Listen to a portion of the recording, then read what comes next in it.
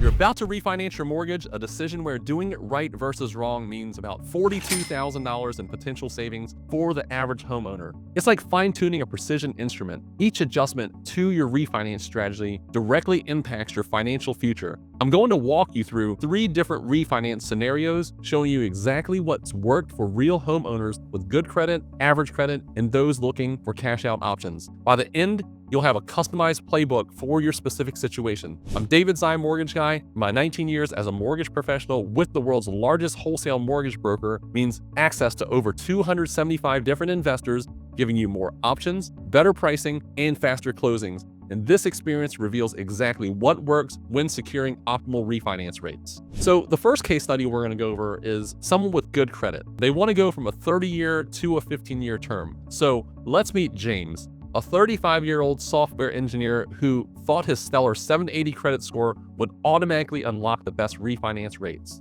Spoiler alert, it didn't. James purchased his home in 2022 when rates were climbing, locking in at 7.125 on a 30-year fixed-rate mortgage. After running the numbers, he realized switching to a 15-year term could dramatically reduce his lifetime interest payments. Armed with his impressive credit score, he confidently approached lenders expecting significantly better offers. His first reality check came quickly. Despite his nearly perfect credit profile, the first 3 lenders he contacted offer a minimal improvement, rates between 6.8 to 6.9. James was confused. The marginal 0.2 to 0.3 reduction hardly seemed worth the refinance costs. Have you ever wondered why stellar credit sometimes isn't enough? The turning point came during a conversation with his colleague who had recently refinanced. James discovered lenders were treating him like any standard applicant because he wasn't leveraging a crucial refinance strategy: competitive negotiation. His approach had been passive, essentially asking, "What's your rate?" rather than creating a competitive environment. James completely changed his strategy. He applied with 5 different institutions simultaneously: 2 national banks, a mortgage lender, a mortgage broker, and his local credit union. This gave him 5 official loan estimate documents to compare side by side. With these competing offers, James contacted each lender and explicitly asked them to match or beat their competitor terms. The difference was immediate. When lenders realized they were competing for business, several improved their offers without further negotiation. James also lowered his credit utilization from 30% to 10%, giving his impressive credit score an additional boost. He employed another effective tactic: discount points. After calculating long-term savings, he did purchase 1.5 points for about $4,500, and this upfront payment, like planting a small financial seed today that grows into a money-saving tree tomorrow, permanently lowered his interest rate by approximately 3/8 or 0.375%. He also provided comprehensive documentation upfront, which streamlined the underwriting process and positioned him as a premium, low-risk borrower. His local credit union consistently offered the most competitive rates, approximately 0.375 or 3/8 lower than big banks and 0.5% better than online lenders, confirming that credit unions offer better refinance rates to their member-focused structure. However, as a wholesale mortgage broker, we were able to shop around through our 275 different lenders and find him a rate that was comparable, if not better, by 1/8 of what the credit union was offering.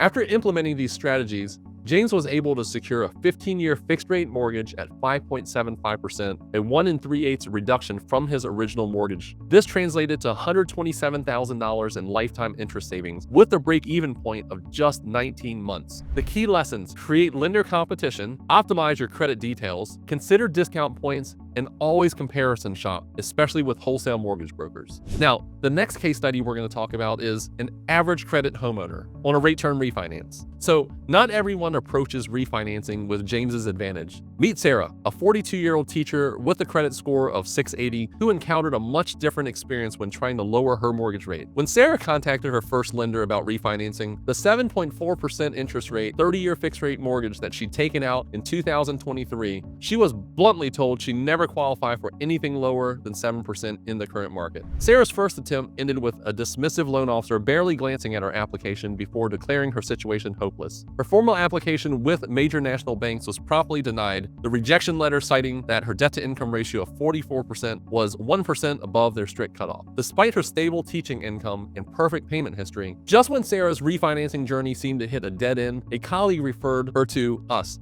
mortgage brokers, and we changed everything. Unlike direct lenders, we We as mortgage brokers had access to 275 different options across multiple lending institutions. We approached Sarah's credit profile like a mechanic fine-tuning an engine, identifying 3 specific improvements that would yield maximum impact. Instead of paying down all your cards equally, let's focus on reducing the balance on this one credit card below 30% of its limit, as we advise, pointing to her highest rate interest credit card. Also, there's a late payment for a medical bill that seems inconsistent with your history. So let's dispute this while implementing the credit application freeze for the next 30 days. Sarah followed this targeted approach exactly. She strategically paid down the specific account that we talked about, successfully disputed the erroneous medical billing error, and maintained a strict no new credit policy for 3 months. We worked together to angle specifically targeting 5 lenders known for accommodating good but not great credit profiles, and we negotiated a fee reduction based on her teaching profession and monitored bond market fluctuations daily. The mortgage market had a temporary dip a couple days ago, so we called her that morning and we said, hey, you should lock your rate immediately before it adjusts. The results were remarkable. Sarah's credit score improved by 40 points in just under 3 months, and this targeted improvement translated to a rate improvements of 5/8 or 0.625 lower than her initial offer. We submitted her strengthened application to multiple lenders specializing in this specific profile. 3 approvals came back with the best offer, providing with a 6.5% 30-year fixed rate with no extensions on her original loan term. So she got to keep the same loan term that she currently had. This new rate reduced her monthly obligations by $225 and would save her $81,000 over the life of the loan. For the first time since beginning her refinancing process, Sarah felt confident she had regained control of her financial future. Sarah's case revealed how debt-to-income ratio can make or break refinance